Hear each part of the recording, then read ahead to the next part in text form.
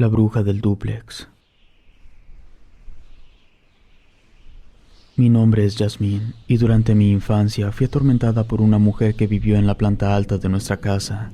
En la época de mi niñez vivimos con una familia en una casa grande en el municipio de La Venta del Astillero. Yo recuerdo que las cosas iban muy bien hasta que llegó la crisis del 96.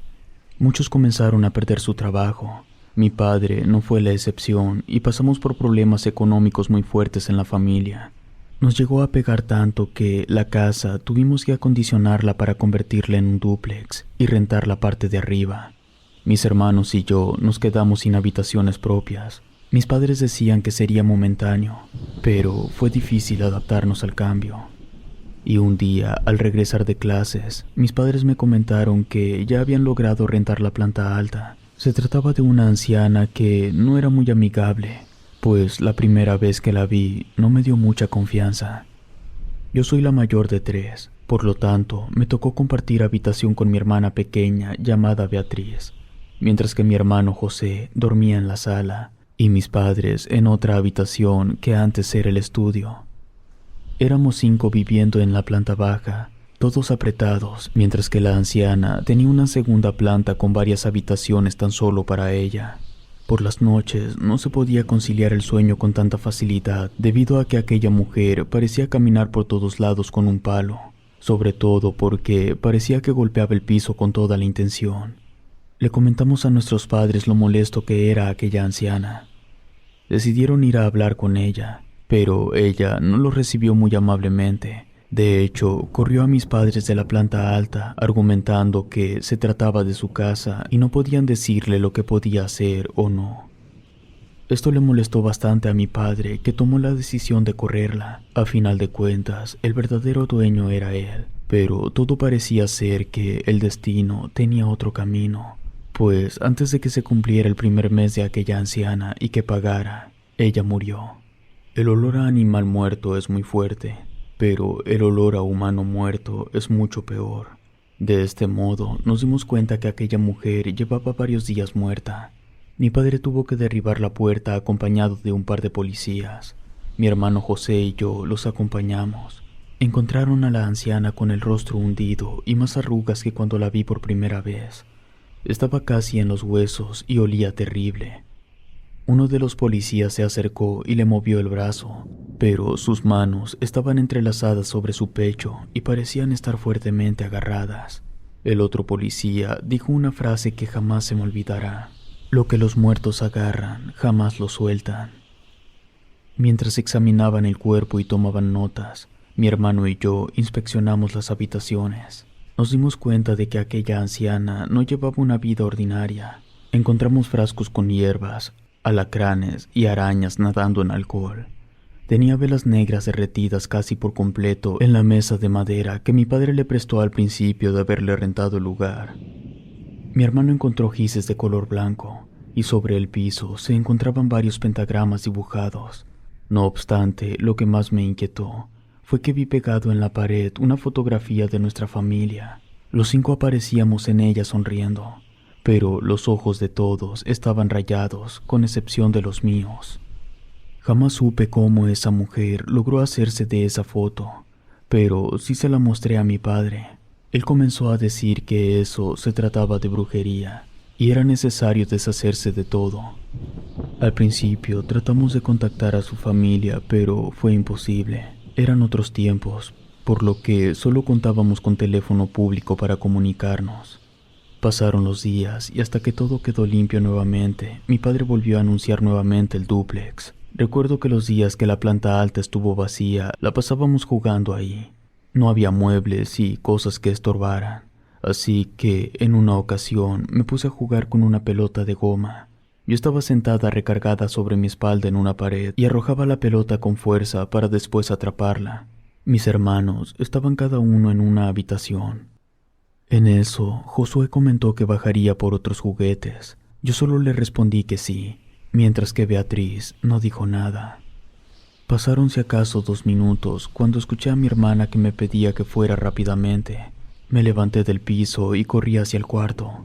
Ella se encontraba acurrucada en una esquina con el rostro entre las rodillas. Le pregunté qué pasaba y ella me aseguraba que vio a alguien pasar por el pasillo y meterse al cuarto donde estaba Josué. Le comenté que quizás se trataba de nuestro hermano, pero ella me juraba que vio a una persona mucho más alta y grande. A mí se me ocurrió gritarle a Josué, pero no contestó. No tuve otra opción más que ir a revisar, pero mi hermana me alcanzó a tomar del brazo rogándome que no lo hiciera. Entonces, de reojo, pude ver que alguien se metía a la habitación donde yo estaba antes y comenzaba a jugar con la pelota. Respiré aliviada. Pensé que se trataba de Josué, así que le dije a mi hermana que me siguiera. Pero no sé qué pasó. Una sensación familiar de escalofríos recorrió mi piel. Pude escuchar dentro de mi interior que algo me decía que parara. Entonces vi una mano esquelética muy similar a la de la anciana que rebotaba la pelota en la pared. Y antes de que diera un paso más, las puertas de todos los cuartos se cerraron al mismo tiempo. Y una horrible voz se escuchó estremeciendo hasta las ventanas que nos decía: «Lárguense de mi casa». Salimos corriendo por la entrada principal y al llegar al primer piso nos encontramos con Josué, quien ya traía una bolsa llena de juguetes. Nos preguntó qué fue lo que pasó, pues parecía ser que habíamos visto un fantasma. Le señalé a la planta alta, y cuando puso un pie en la escalera de metal, la puerta de arriba se cerró fuertemente por sí sola. Rápidamente le contamos a nuestro padre lo que había sucedido, y por fortuna teníamos un padre que nos creía todo lo que dijéramos. Él pensó que con pedirle a un cura que echara agua bendita funcionaría y la pesadilla terminaría. Así que nos comentó que el fin de semana iríamos todos a misa y le contaríamos lo sucedido al señor cura. El problema fue que aún era jueves y faltaban varios días. Una tarde, cuando me quedé sola con mi mamá mirando televisión, me pasó algo que se me quedó por siempre en mi memoria. Mi papá llevó a Josué y a Beatriz al jardín. A mí me gustaba quedarme acostada sobre el regazo de mi madre, mientras que ella me comenzaba a acariciar la cabeza.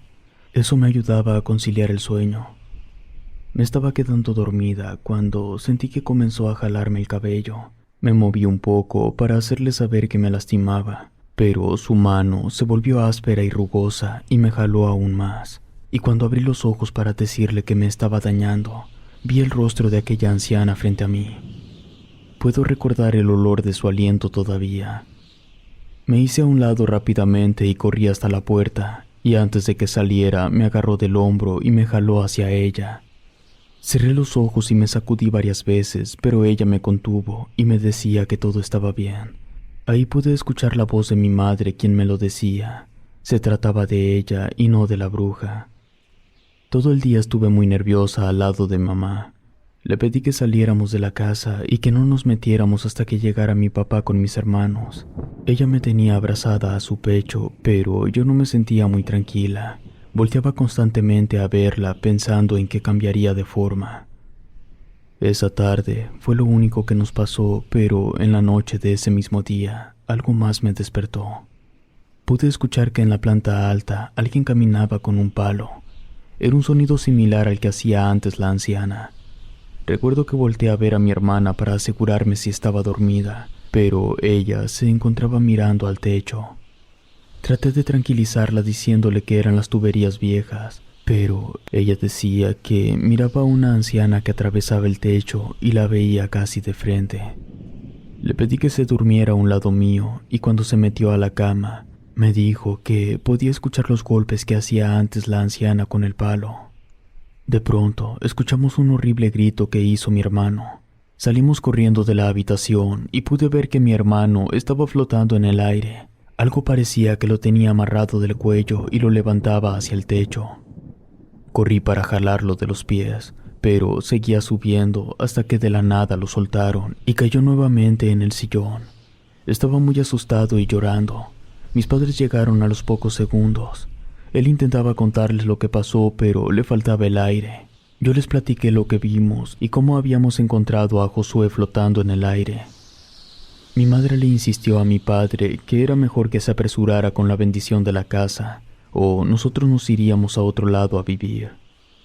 Josué amaneció con una marca horrible en el cuello que duró varias semanas en borrarse.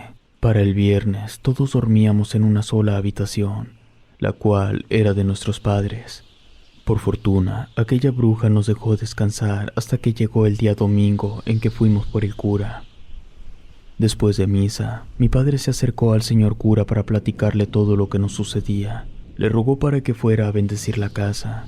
La verdad, a mí me pareció muy extraño que una persona al servicio de la comunidad se comportara tan tajante de ayudar. Nos costó algo de trabajo lograr hacer que fuera a la casa, y aún no se veía del todo convencido.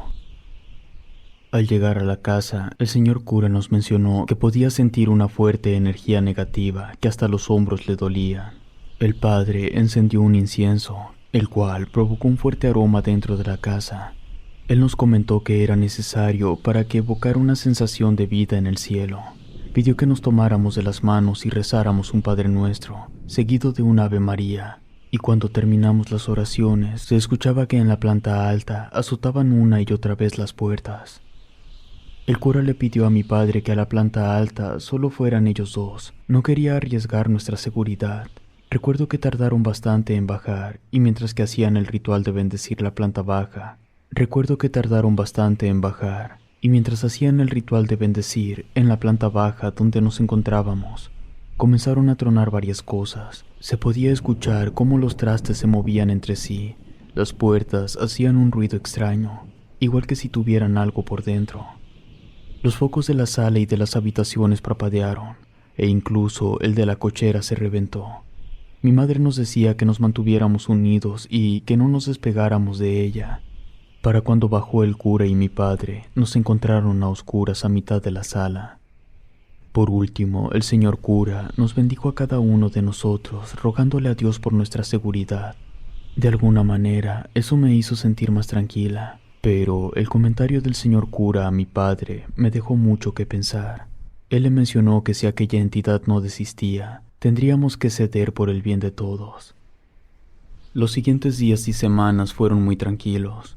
Incluso pensamos que todo se solucionó.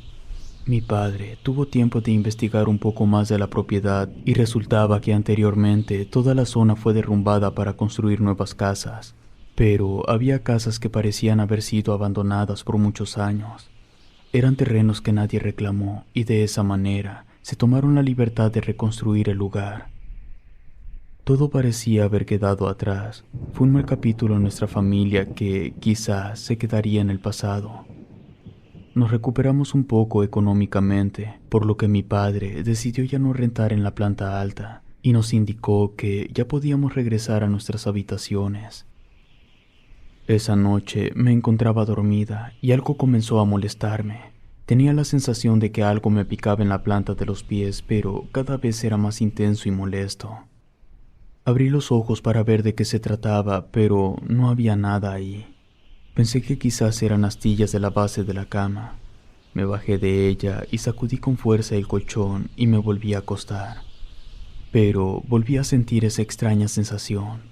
Recogí mis piernas para no mantenerlas estiradas, y en eso sentí que algo me tomó de los pies y me jaló hasta tumbarme. Después me llevó debajo de la cama. Intenté dar patadas, pero no me soltaba. Entonces sentí que algo me mordió el tobillo. Era igual a la mordida de un perro, pero un poco más pequeña. Mi hermano apareció y al verme en el piso corrió para jalarme. Pudo sacarme de ahí. Salimos corriendo. Mi hermano me ayudó a caminar, pues me dolía mucho mi pie. Por suerte, mi hermana pequeña se encontraba dormida con mis padres, pues con mi condición nos habría resultado difícil salir los tres juntos.